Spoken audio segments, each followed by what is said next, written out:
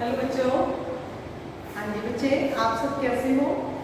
आशा है आप सब अच्छे होंगे, घर पर सुरक्षित होंगे, कोरोना वायरस से बचे होंगे और लेकिन दुआ है कि आप बचे ही रहो, सुरक्षित रहो। इसीलिए स्कूल बंद है, सिर्फ आपकी सुरक्षा के लिए ही।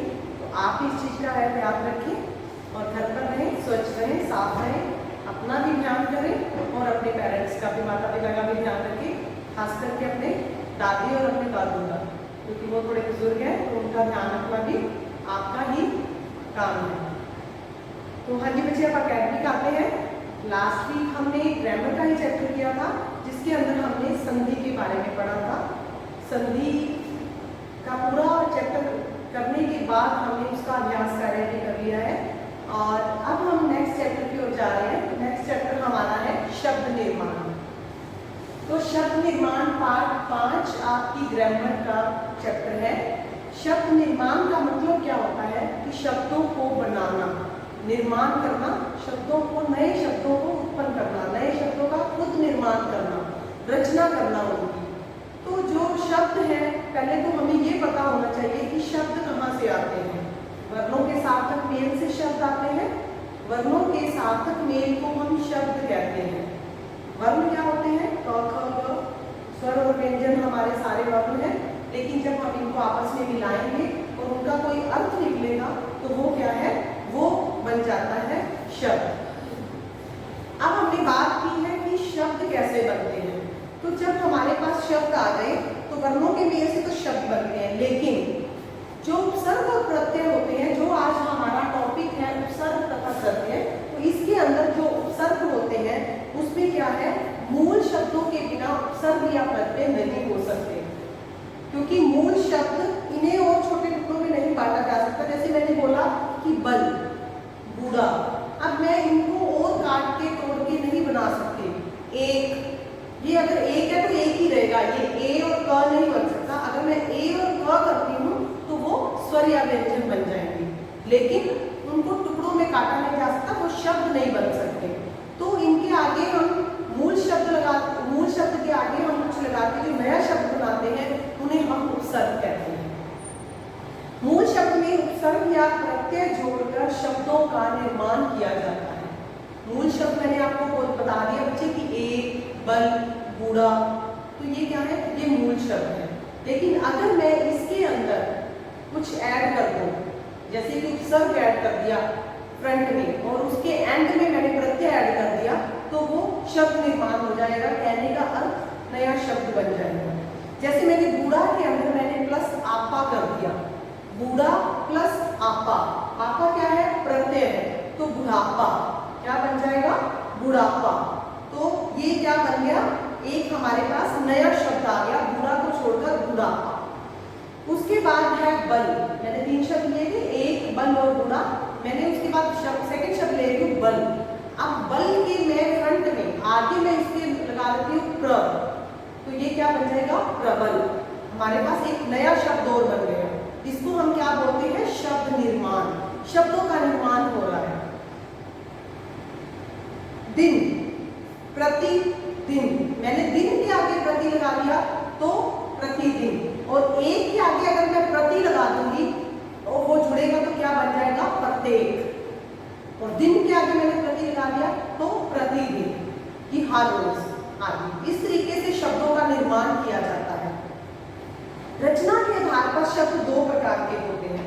कौन कौन से? मूल शब्द तथा मूल शब्द के प्रारंभ और अंत में शब्दांश को जोड़कर जो नए शब्द बनाए जाते हैं, तो उनको हम मूल शब्द के पहले वाले भाग को हम उपसर्ग कहेंगे और मूल शब्द के अंत वाले भाग में जो हम जोड़ रहे हैं उनको हम प्रत्यय कहेंगे। तो शब्दांश, शब्दांश के कितने भेद हो गए? 2। एक क्या? उपसर्ग, और दूसरा उसका क्या हो गया? प्रत्यय।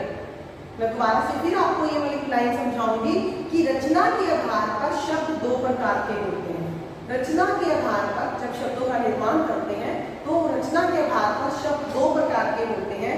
मूल शब्द तथा मूल शब्द के आरंभ में और अंत में जुड़ने वाले शब्दों को हम शब्दांश कहते हैं। तो ये 2 हो गए। मूल शब्द के प्रारंभ और अंत में शब्दांश जोड़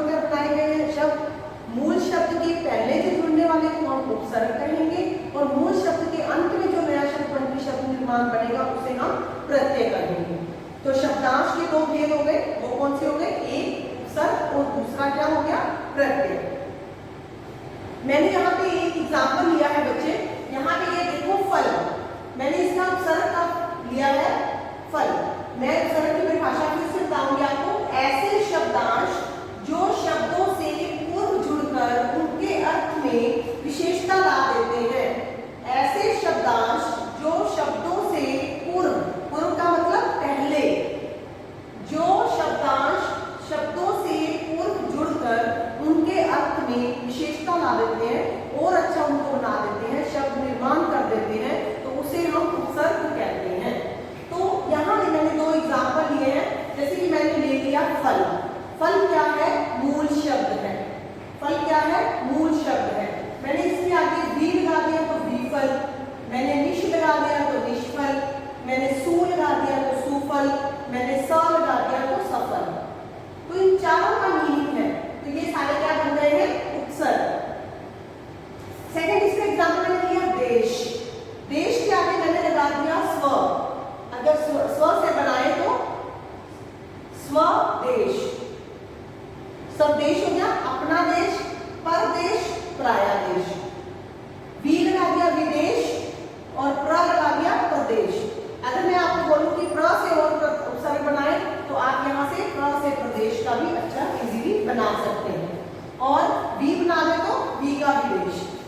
उदाहरण मैंने इसके लिए है प्रति से। प्रति से हम बना रहे हैं प्रतिदिन, प्रतिकूल, प्रतिनिधि आदि। इस तरीके से ये हमारा जो उपसर्ग है वो टॉपिक क्लियर हो रहा है। अब आगे हम इसका उपसर्ग का अभ्यास कार्य कर रहे हैं। उपसर्ग के अभ्यास कार्य में निम्नलिखित शब्दों में प्रयुक्त सही उपसर्ग के आगे सही का चिन्ह लगाइए। कहने का अर्थ है कि आपको एमसीक्यूज दिए गए हैं। अगर आप ध्यान से उपसर्ग को लर्न करोगे, जितने आपके पास वर्ड दिए गए आपके बुक के अंदर, मुझे नहीं लगता कि बच्चे आप मार्क खाओगे, क्योंकि इसमें जब इसलिए उन्होंने फर्स्ट दिया है अत्यधिक। अत्यधिक के अंदर उन्होंने 4 ऑप्शन दे दिए, अति, अत्यय, अत और अ। अब आपको ये देखना है कि इन चारों में से कौन सा सही है। अति प्लस अधिक बनता है अत्यधिक, तो मैं इसमें यहाँ कहाँ टिक लगा दूंगी? अति। तो अत्यधिक का मैं आंसर क्या लगाऊंगी कि ये अति है, इसका अत्यधिक का आंसर। सेकंड है इसका ख पार्ट है प्रतिदिन। प्रतिदिन के अंदर भी बच्चे उन्होंने 4 ऑप्शन दिए हैं, प्र, प्रति, प्रत और प्रति। प्रति को तो बड़ी एक ही मात्रा कर दी है, यहाँ छोटी एक ही मात्रा है, यहाँ प्रत है, यहाँ प्र है। जब हम प्रतिदिन कर रहे हैं तो प्रति प्लस दिन, मैंने पहले भी यही एग्जांपल दिया था, तो इसके अंदर जो आंसर आएगा वो क्या आ जाएगा? प्रति। क्या आंसर आएगा इसका? प्रति।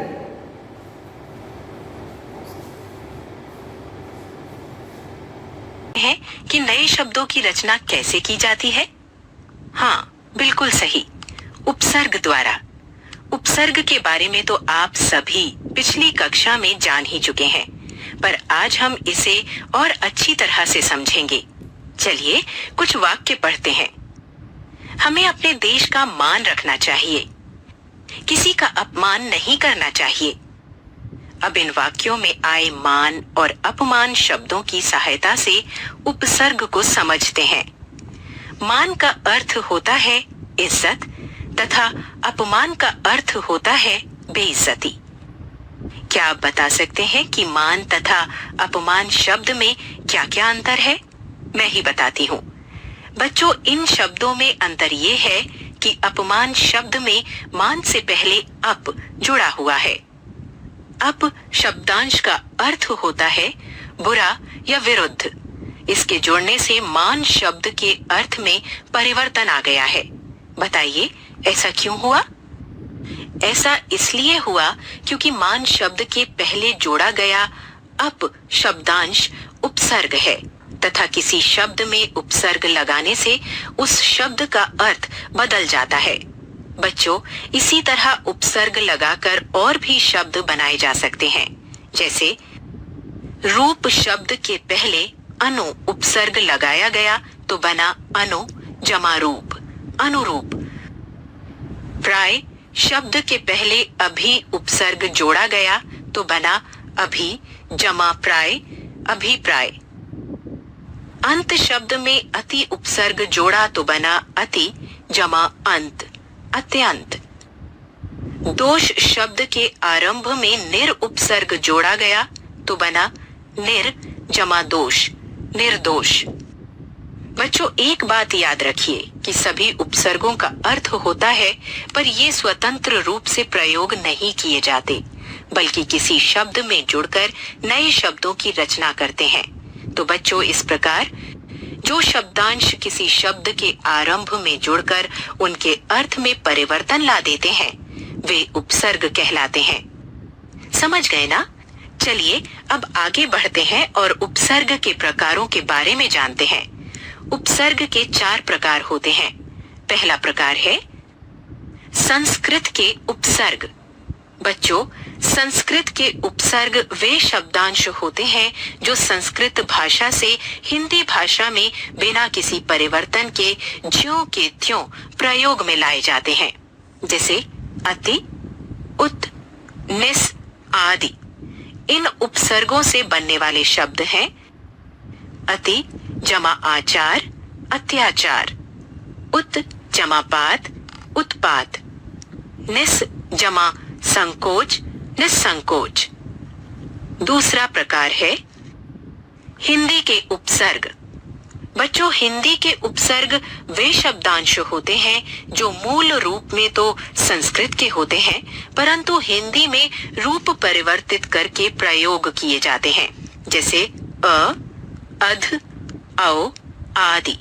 इन उपसर्गों से बनने वाले शब्द हैं अ जमा छूत अछूत, अध जमा पका अधपका, औ जमा गुण अवगुण। तीसरा प्रकार है उर्दू के उपसर्ग।